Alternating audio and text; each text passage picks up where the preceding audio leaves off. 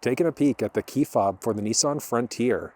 Style-wise, it's just very Nissan-esque. You've got your Nissan badge along the top, there's remote start, your lock button, unlock button, horn or panic alarm, and then the back side of the fob has this little release there in order to get to, there we go, the emergency access key.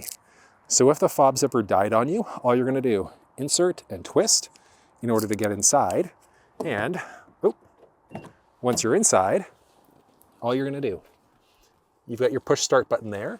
You're just gonna hold the key fob up to the push start button, and then you're gonna hit, and that'll start the vehicle up if the fob's ever died on you.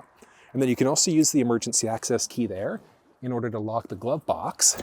And you'd also be able to use the emergency access key in order to be able to lock the tailgate.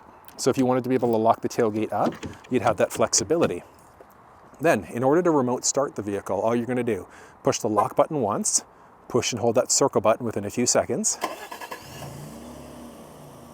And let's start up.